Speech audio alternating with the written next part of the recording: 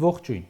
Հասարակական գործիչներից մեկը հարցնում է. կարող ես տալ քաղբանտարկյալների այսօրվա ցուցակը։ Հումոր ընկալեցի դա, բայց դա իրականություն է։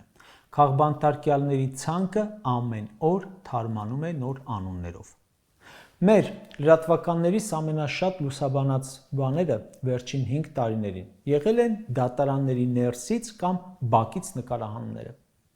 Ցերեկը լուսաբանում ենք քաղբանտարկյալների դատավարությունները, գիշերը լուսաբանում ենք կալանքի դատավարությունները։ 5 տարում ունեցել ենք հարյուրավոր քաղբանտարկյալներ, 1000 քաղաքալացյալներ։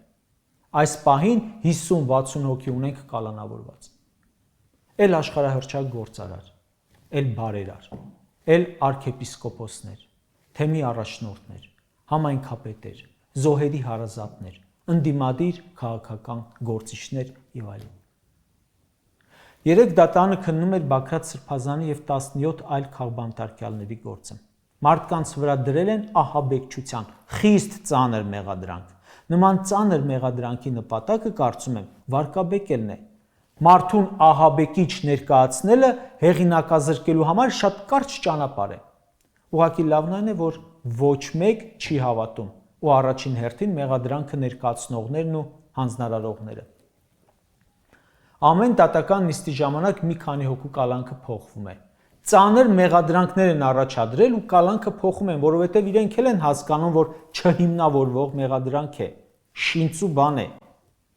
Ասում են, բա նախկինում, բա քաղբանտարկյալներ եւ այլն։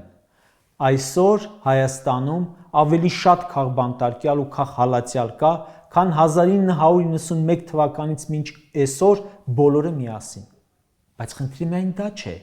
Այն է, որ մարդամեկը հրապարակավ հայտարարել է, որ այլևս երբեք որևէ մեկը իր քաղաքական հայացքների դիրքորոշման արտահայտման համար չի դատապարտվելու։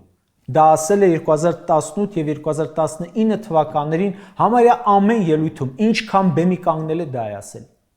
Իսկ հիմա սաղի անգամ Facebook-յան էջերն են քրքրում, որ տանեն լցնեն բանտերը։ Չեն կարողանում բան գտնել, գլխներին սարքում են։ Մարդկանց կալանավորում են, հետապնդում են ոչ թե նրա համար, որ հանցանք է արել ինչ-որ, այլ որովհետև խոսում է իշխանության դեմ։ 2018 թվականի հայտնի գաղտնալսումներում ԱԱԾ ու ՀՔՑ տնօրենների ինչ էին խոսում, բռնեք, որ խելքը գլուխը գա։ Կալանավորում են որպես պատիժ։ Քաղբանտարկյալ են ու քաղհալածյալ են դարձել նրա համար, որ իրենց ակցիաների, խոսքերի, ակտիվ գործունեության մեջ սպառնալիք է տեսնում իշխանությունը։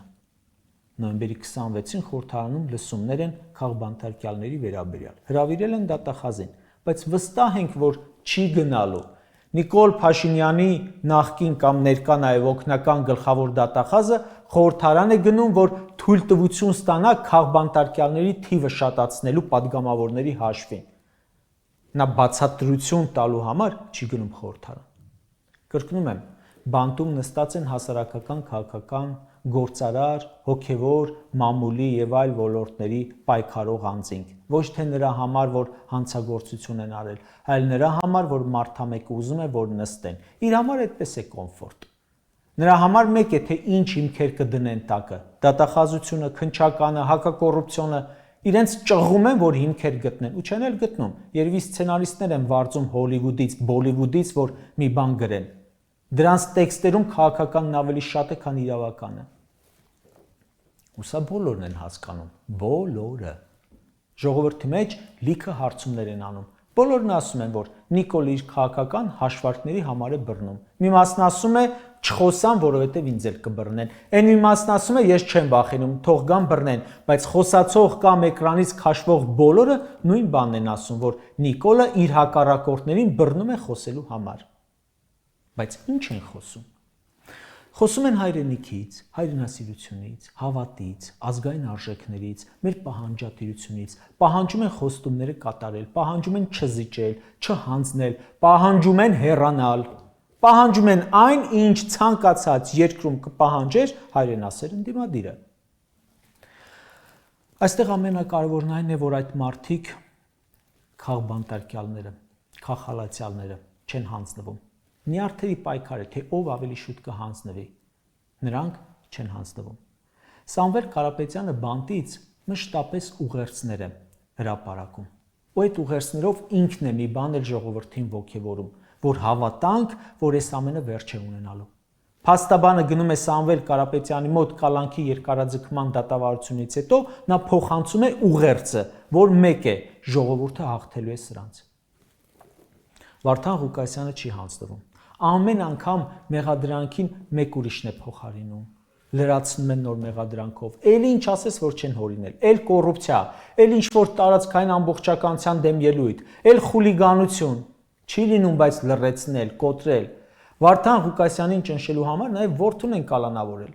Օրերս տեղի ունեցած դատական նիստի ժամանակ տեսանք, թե որքան մարտական է տրամադրված Վարդան Ղուկասյանը Գյումրու ընտրված համայնքապետը։ 2 օր անց կալանավորեցին տղային։ Մտել են ընտանիքներ, որովհետև զատնի չեն դնում։ Լիդիա Մանթաշյանը, որը 5 ամիս կալանքի տակ է, ու անգամ տեսակցություններն են արգելված, չի կոտրվում, ուժեղ է։ Բագրատ Սրբազանի վեհկեցվածքը նայեք, ասում է ձեզնից ազատություն չեմ ողորմալու։ Միքայել Սրբազանն ասում է ես բանտում ավելի ազատ եմ, քան ինձ բանտարկողները։ Եթե ուզում եք իմանալ, մեր երկիրը այսօր հենց այս տեսակի վրա է հենված։ Մարդիկ ցույց են տալիս, որ ունեն կամք, ամեն կերպ ազատությունից զրկվելու գնով պահում են իրենց ճշմարտությունը, իրենց հայրենասիրությունը։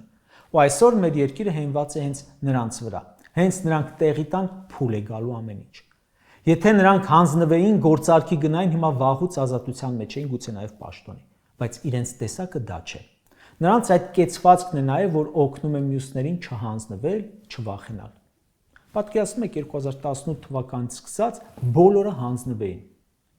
Հիմա վաղուց վիլայեթ ենք դարձել, ինչ որ օղլիով վերջացող մեկը կկառավարեր կամ սրանք կփոխեին ազգանունները կկառավարեին։ Մեր երկիրը դեռ Հայաստանի Հանրապետություն է պայքարողների շնորհիվ։ Ասում են 8 տարի ընդդիմություն եք, ինչ եք հասել։ Հասել են նրան, որ Հայաստանը դեռ կա։ Այսօր կարդում եմ, ինչ որ փորձագետներ են գնացել մեր երկրից Ադրբեջան երկխոսելու, ինչ որ փոխվստահության համար։ Այնտեղից մի ամիս առաջ են եկել։ Այդ պայքարը չլիներ, հիմա վախենան վագոններով ու ֆուրերով էին գնացել եկել։ Կարճ ասած, այսօր մեր քաղբանտարկյալ հայրենակիցները բալտից անգամ պայքար են մղում ու հաճախ ավելի շատ, ավելի ուժեղ ու դիպուկ, քան ազատության մեջ գտնվողներս։ Նրանք այսօր պատանդ են, գերի են, ինչպես որ գերի են Բաքվում պահվող մեր հայրենակիցները, բայց ուրախալի այն փաստը, որ մեր քաղբանտարկյալները տասնապատիկ ավելի աջակցություն ունեն հանրության կողմից, քան նրանց բանտարկողները։ Նիկոլ Փաշինյանն իր խմբակը կերազեին ունենալ այնքան աջակից, որքան աջակից ունեն ժամանակավոր անազատության մեջ գտնվող մեր քաղբանտարկյալ հարազատները։ Ես լիահույս եմ, որ նրանց պայքարը հաջողությամբ պսակվելուն մնաց շատ քիչ ժամանակ։